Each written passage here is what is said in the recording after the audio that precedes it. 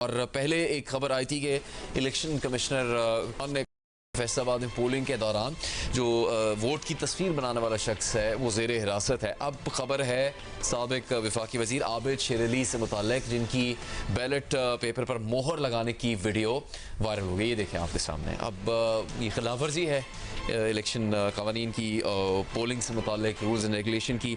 आबिद शेर अली ने इंतखाबी अमले और कई अफराद की मौजूदगी में शेर के निशान पर मोहर लगाई और इसकी वीडियो भी बनी है और ये वीडियो काफ़ी जगह पर फैल भी चुकी है और जियो न्यूज़ पर भी आप ये वीडियो देख सकते हैं। सोहेल भाई साहब, चूँकि आप ही सबसे ज़्यादा तारीख को समझते हैं इंतखाबी नताइज की, और फिर कुछ इख्तलाफात का भी आपने तफसीली जिक्र किया है, आबिद शेर अली साहब को क्या ज़रूरत होगी कि उनके वोट की वीडियो बनाई जाए और सबको दिखाई जाए?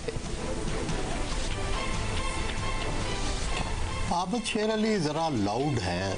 हर शख्सियत जो है मुख्तलिफ होती है ना, वो ज़रा लाउड शख्सियत के आमिल हैं। उनके बयानात भी लाउड होते हैं, उनकी गुफ्तगू भी लाउड होती है और वो फ्लाइंग कलर्स में हमेशा आने की कोशिश करते हैं। मेरा ख्याल है ये भी एक ऐसी कोशिश ख्वाहिश होगी। और दूसरा, रानास को ये यकीन दिलाना कि देखो हमने आप ही को वोट डाला है, ठीक है, हमारी सुलह पक्की है, हम आपके साथ हैं।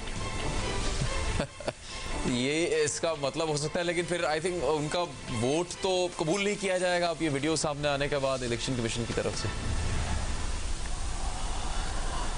पता नहीं क्या इसके बारे में लाज हैं, लेकिन जो भी है उसमें बुनियादी तौर पर तो उनका यही मकसद नज़र आता है कि सबको ये नज़र आए कि मैंने अपनी पार्टी को ही वोट दिया है। और चाहे राना सनाउल्लाह साहब से अब उनकी चूँकि सुलह हो चुकी है, अगले दिन मैंने देखा कि चौधरी शेर अली बीमार बेड पे लेटे हुए थे और राना सनाउल्लाह साहब उनके साथ उसी बेड पे बैठे हुए थे, तो इसका मतलब है कि सुलह पक्की हो रही है।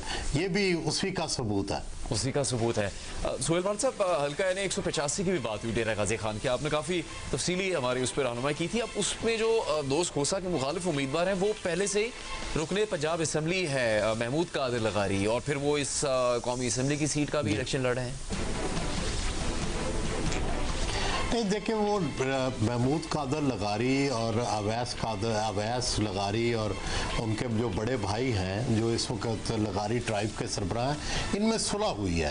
पहले ये अलग अलग ग्रुपों में थे और अब जब सुलह हुई है तो इन्होंने उनका MNA का टिकट लेके दिया है और इसलिए वो पुरानी नशिस्त जो अपनी है उससे मुस्ताफ़ी हो गए हैं। लेकिन दूसरी तरफ जो खोसा ख़ानदान है वो भी मुत्तहिद हो गया है और सरदार जुल्फ़कार अली खान खोसा जो कि 93 साली के बावजूद वो भी वहाँ बैठे हुए हैं और दोस्त मोहम्मद खोसा उनके भाई सारे पीपल्स पार्टी की कैंपेन कर रहे हैं और दोस्त मोहम्मद खोसा और जुल्फ़कार खोसा साल हा साल तक नून के साथ रहे, वज़ीर रहे, गवर्नर रहे, सीनियर वज़ीर रहे और उस वक़्त लगारी ख़ानदान जो था पीपल्स पार्टी में था और उसकी वजह से उनके सूबाई काम नहीं होते थे। फिर वो सदर बन गए तो कुछ अरसा तक सरदार जुल्फ़कार खोसा साहब को सूबाई वज़ीर तक ना बनाया गया, फिर बिल आखिर बन गए।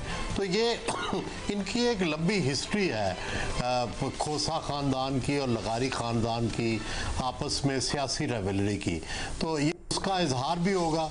और अब जो है लगारी जो है वो ये साबित करना चाहते हैं कि जो खोसे थे ये इक़्तिदार की वजह से जीतते रहे हैं, तो अब इक़्तिदार हमारे पास है तो हम जीत के दिखाएंगे।